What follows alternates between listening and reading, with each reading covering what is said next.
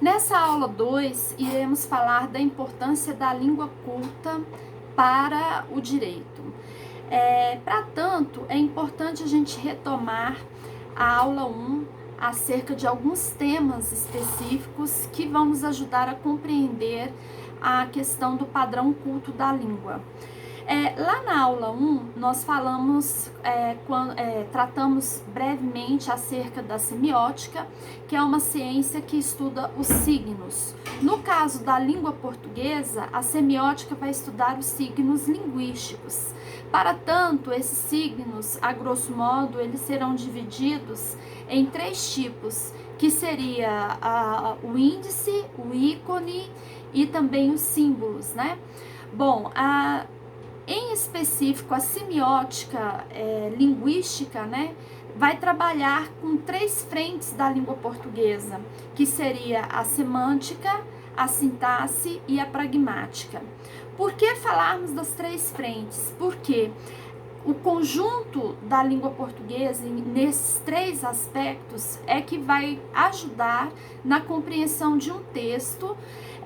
Por exemplo, através da sintaxe, eu consigo ter a noção da estrutura das frases e aquilo me ajuda a colocar em ordem aquelas estruturas como sujeito, objeto direto, indireto, e acaba facilitando a minha interpretação do texto. Por sua vez, a semântica é de suma importância para os significados das palavras e das expressões.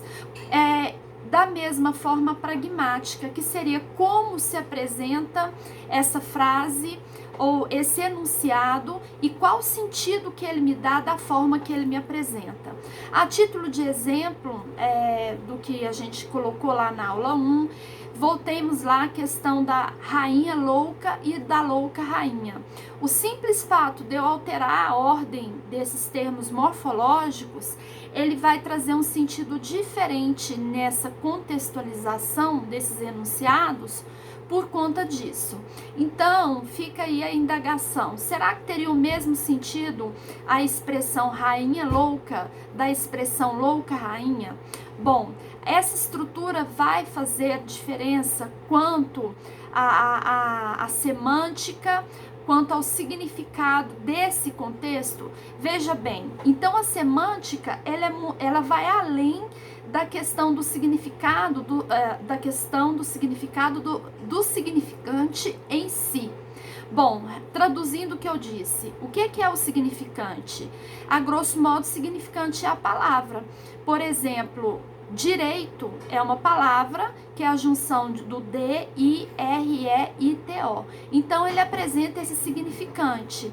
Agora, o que o direito traduz para mim no dicionário? Quando formos buscar no dicionário, ele vai ter lá uma série de significados. A semântica, ela vai trabalhar esse significado muito além da expressão propriamente dita, mas sim da sua contextualização.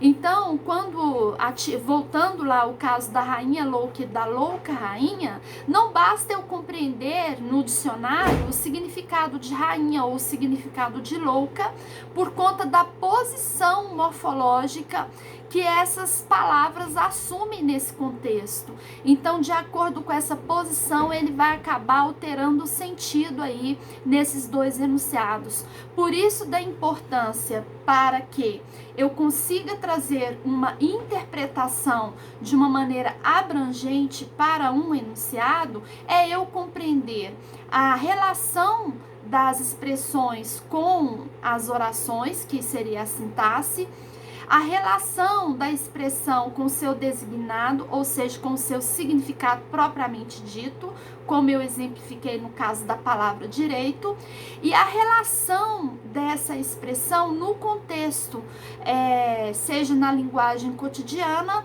ou seja na linguagem figurada. Por isso que nós falamos da aula 1 da questão do sentido conotativo das expressões, que seria o sentido figurado, e o sentido denotativo, que seria o sentido real. Porque, como o próprio termo já nos sugere, o sentido vai alterar conforme eu for usar essa expressão, seja de uma maneira real ou seja de uma maneira figurada. Bom, falando nisso, nós vamos trabalhar, então, é necessário para eu compreender o padrão culto da linguagem, eu também conhecer alguns vícios de vocabulário, né? Ou os vícios de linguagem. A título de exemplo, pegando o gancho e retomando aí o caso da louca rainha e rainha louca, nós temos um dos vícios da linguagem e o barbarismo. Barbarismo seria, então, uma inadequação à norma culta quanto ao uso da morfologia. Temos também o solecismo, que seria erros de sintaxe. Teríamos também a título de exemplo, a ambiguidade, que deixa dúvidas, né, naquele contexto. Por exemplo, o cachorro do pai dela me mordeu. Nós não sabemos, nesse contexto que eu coloquei, se o pai era um cachorro, no sentido figurado, ou se o pai tinha um cachorro, né? Então, ele gera uma ambiguidade. Outro vício de linguagem que nós temos é a tautologia, também conhecida como redundância. Uma frase comum, né, especialmente do profissional do direito, é usar a expressão do tipo há tempos atrás. Bom, se eu já uso há tempos, que por sinal é escrito com H, essa expressão há, porque ela reporta a própria expressão há com H, indica tempo passado. Então, se eu coloco há tempos e completo atrás, eu tenho aí uma redundância. É desnecessário a palavra atrás. O próprio há tempos já indica que é um tempo passado. E assim nós temos vários outros exemplos, né, muito usados na linguagem jurídica, infelizmente. Por exemplo, breve elocução. Se uma elocução, ela já vai ser breve, monopólio exclusivo e assim por diante, outras expressões que passam até desapercebidas no nosso dia a dia, no uso do vocabulário da escrita. Bom, um outro vício de linguagem seria também o chavão ou clichê, expressões desgastadas já pelo uso. Por exemplo, o jovem de hoje é o jovem de amanhã. Agora, só um cuidado com essa questão do clichê. O que nós conhecemos na redação comum como clichê, por exemplo, iniciar uma redação com frases do tipo nos dias de hoje, atualmente, hoje em dia, indicariam um clichê. Então, o clichê é o uso desgastado de determinada expressão, mas não podemos confundir o clichê com expressões específicas dos gêneros literários jurídicos e que são necessárias porque a linguagem jurídica, ela é uma linguagem formal, pública, e disso decorre o fato de que algumas expressões são necessárias sem que isso configure clichê. Por exemplo, numa petição que a título de categoria da redação, ela nada mais é do que um requerimento. Toda petição que a gente faz, nós temos que terminá-la com a expressão nesses termos pede deferimento, ou e pede deferimento, ou pede deferimento. Todas elas vão terminar assim.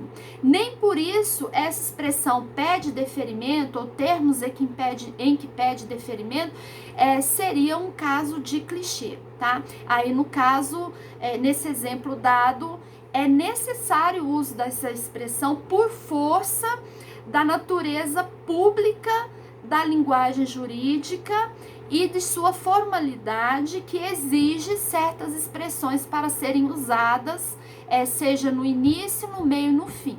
Por exemplo, no caso dos pedidos de uma petição, é comum colocarmos lá diante do exposto, ou conforme o narrado, ou isso posto.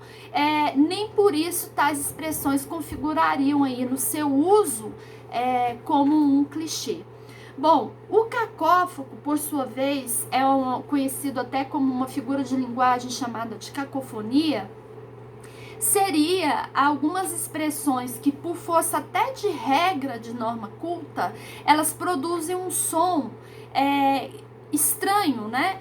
Para não dizer um som que confunde o significado. Por exemplo, é regra da colocação pronominal que eu não posso iniciar uma frase com um pronome. Então, frases do tipo te amo seriam inadequadas pela norma culta, para não dizer erradas, segundo o padrão culto da língua portuguesa. O correto, então, seria dizer amo-te. Então, outra expressão, me dá um cigarro, justamente por começar de novo com um pronome aí, que é o me, eu teria que usar dê-me um cigarro. Bom, mas algumas expressões, se a gente for usar de forma escorreita, conforme a língua portuguesa, elas podem gerar a cacofonia. Por exemplo, então seria errado eu dizer, aliás, o correto seria dizer vou-me já. Quer dizer, quando a pessoa estiver indo embora, o correto seria ela fazer essa expressão, vou-me já. Porém, quando você fala rápido essa expressão, vou-me já, você traduz um outro som, né? E pode dar um outro significado. Então, quando isso é gerado, ele gera aí um vício de linguagem chamado de cacofonia. Bom, tendo resumido aí esses vícios de linguagem, retomando o tema da aula 1, vamos voltar lá na questão da linguagem jurídica. Como eu já me adiantei, a linguagem jurídica, ela se utiliza do padrão culto da língua. Então, decorre do próprio caráter público, de sua finalidade, a exigência de que sejam observadas as normas da língua portuguesa, principalmente na escrita, né? A finalidade principal desse uso do padrão culto seria informar com clareza e objetividade. Então, a questão não seria o tanto que eu transmito ali num texto escrito, mas sim o que eu transmito, a qualidade do que eu estou transmitindo. Então, a importância na hora da escrita ou também na oralidade é conseguirmos sermos o mais claro e objetivo possível naquilo que a gente está transmitindo. Bom, a concisão é de suma importância, então, nesse contexto de produzir um texto enxuto. A minha capacidade de transmitir o máximo de ideias com o mínimo de palavras. E, para tanto, eu preciso ter um conhecimento razoável da língua portuguesa para que isso seja possível. Então, é importante estarmos atentando para o fato de que é necessário evitarmos palavras inúteis, palavras redundantes, palavras que não vão acrescentar o que já foi dito, né? Assim sendo, por exemplo, temos aí os casos de expressões do tipo anexo segue, né? Ou segue em anexo. Se já está em anexo, ele já está seguindo, né? Outras expressões que eu tô me lembrando aqui, que são comuns usar, por exemplo, deu o cheque no valor de 15 mil. Se deu o cheque, ele só pode ter um valor. Então, deu um cheque de 5 mil reais, né? Melhor, prefira essa última frase do que a primeira. Outro exemplo, na data de hoje, ou no dia de hoje, 2 de abril, se é o dia de hoje, ele já é o 2 de abril, ou use um ou use o outro, né? Ou na data de 2 de abril, se é 2 de abril já é data, então prefira em 2 de abril, certo?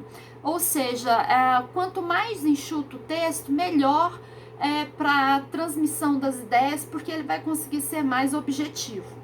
Bom, cuidado com expressões outro caso de expressões que podem, retomando aí a questão dos vícios de linguagem, né? Sobretudo quanto à redundância,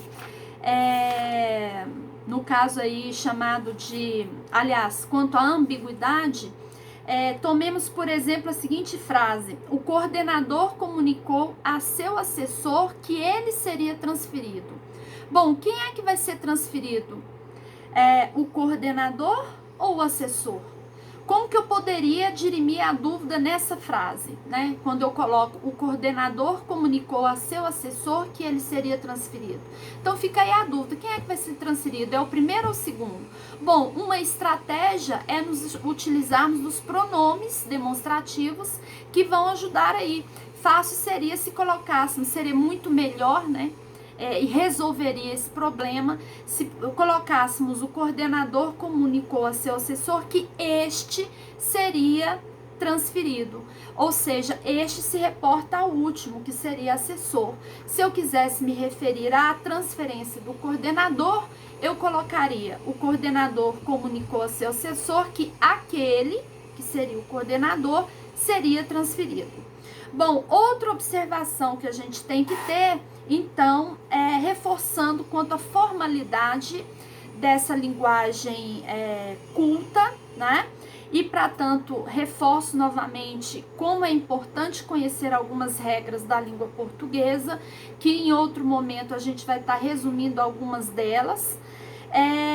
E tomar atenção quanto ao próprio aspecto do nexo das frases, né, da relação, quando for juntar as orações, o cuidado com a coesão, com a coerência, né? Porque de nada adianta também eu ter um conhecimento gramatical, mas que eu peco na hora da escrita, nessa junção das frases ou naquilo que eu quero repassar, que acaba comprometendo o sentido das orações. Bem, em resumo, o que eu queria colocar nessa aula seria isso, fazer um feedback da aula 1, tentando já aproximar com essa questão da linguagem culta, para que na próxima aula a gente tome frente com alguns tópicos específicos da língua portuguesa.